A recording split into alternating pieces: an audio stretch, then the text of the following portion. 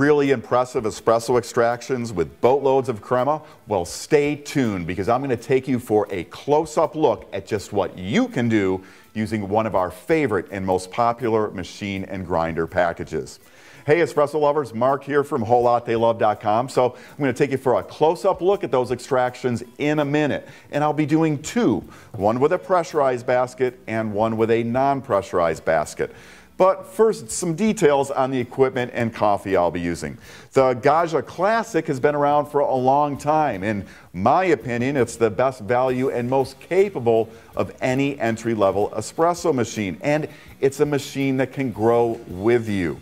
What sets it apart from cheaper entry-level appliances? Well, that really kind of says it. They are appliances, and the Classic is a machine. The Classic uses a standard size and weight 58mm commercial portafilter, and that locks into a heavyweight group head for good heat retention and temperature stability that's so important to producing good espresso. But the grow with you part, the Classic comes with both pressurized single and double filter baskets and a standard non-pressurized basket. What that means is you can start without a grinder using the pressurized baskets for ESE pods or pre-ground coffee, and then move up to using fresh ground coffee with the non-pressurized basket. So you can start without a grinder and then add one later. Of course, fresh ground really is the way to go. Now, if you've done any research on the Classic, you may have come across some grumbling from Europe as changes were made in the design there to conform to some new standards. But for North American models, rest assured the Classic has not changed and there are no plans to. It's the same as it ever was. The coffee I'll be using for our extractions is Maroma's Orphea. It's one of my favorite Italian-style blends and one of the best reviewed by customers. It's easy to work with, has a nice buttery chocolate flavor, no bitterness, and produces lots of crema. A wonderful choice for beginners or those who've been searching for an impressive Italian-style blend. If that's you, I promise you will not be disappointed. Now, I'll be grinding the Maroma's Orphea on the Gaja MDF. It's a solid performing, lower cost grinder that pairs well with the Classic. So, enough on the equipment.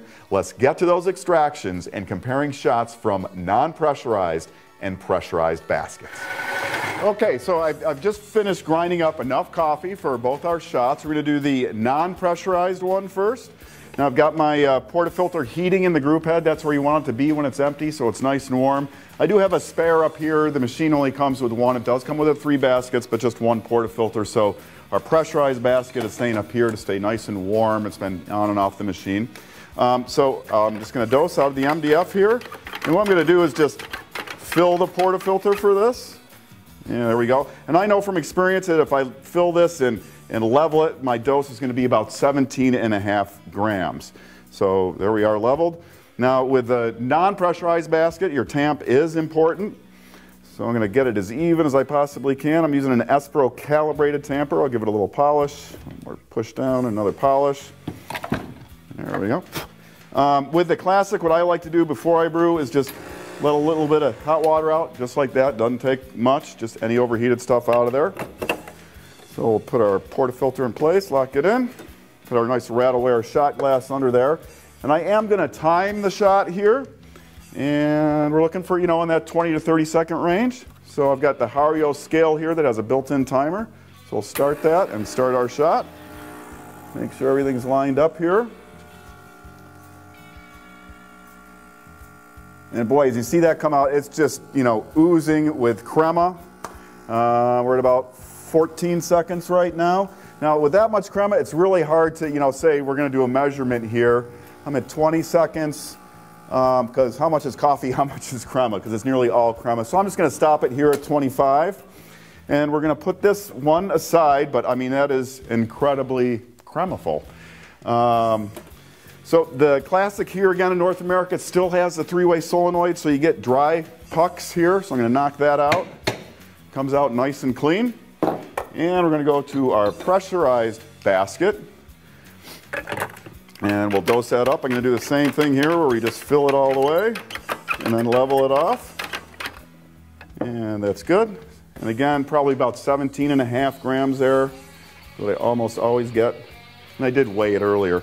Now with this, the tamp really isn't important at all. The pressure makes no difference. It's very forgiving, of a slightly wrong grind size. So I'm just gonna put that down a little bit. Again, I'll just let a little water out before I lock her in. And let me reset the timer here. I'm going to time this one as well. So here we go. Let's see what happens. Make sure we're lined up again. And there you go. Again, lots of crema. Now the pressurized filters are kind of like the training wheels of espresso because they can really get you a decent result. It's a little bit different, but a decent result. We're at 22 seconds. I'll stop this one at 25. Again, hard to tell where the coffee starts and the crema starts. I actually went to about 28 on that. Now what I noticed right away is just much larger bubbles in the crema here. I'm going to put the other shot in here and hopefully we can see both of those. So here's this is from the pressurized basket. You see the bubbles are just a lot bigger than they are in the non-pressurized basket. So let's give them a taste. Got the non-pressurized, pressurized, and looking at the surface you can really see much larger bubbles. That pressurized basket helps create the pressure instead of the puck of coffee. So what I'm going to do before I taste these, just give them a little stir like that so we don't mix flavors here. And we'll try the non-pressurized basket. Nice and chocolatey, not bitter at all. It's a really nice Italian style espresso. And this one's not too different. Honestly, if anything, this one just tastes a little bit more balanced. This one has just a hair more brightness than the pressurized basket does. And it's not a really bright coffee to start with. It's it's a stronger Italian style, but very chocolatey, really nice mouthfeel. So there you go. That's the Maroma's Orphea, beautiful coffee for beginners. We're using the Gaja Classic and the Gaja MDF. Now I had my MDF set on a grind setting of 4. That absolutely does not mean that that's what you should do for espresso. You have to dial it in, and I did that before we did this video. Dialed in the grinder, so I got a decent shot. So there you go. Thanks a lot for watching, guys, and I do hope you'll come back soon for more of the good stuff on Everything Coffee. Hey, why not subscribe now for easy free access to more videos on Everything Coffee, brought to you by WholeLatteLove.com. Impressive espresso extractions with boatloads of crema? Well, stay tuned because I'm going to take you for a close-up look at just what you can do using one of our favorite and most popular machine and grinder packages. Hey espresso lovers, Mark here from WholeLatteLove.com. So I'm going to take you for a close-up look at those extractions in a minute. And I'll be doing 2, one with a pressurized basket and one with a non-pressurized basket. But first, some details on the equipment and coffee I'll be using. The Gaja Classic has been around for a long time. In my opinion, it's the best value and most capable of any entry-level espresso machine. And it's a machine that can grow with you. What sets it apart from cheaper entry-level appliances? Well, that really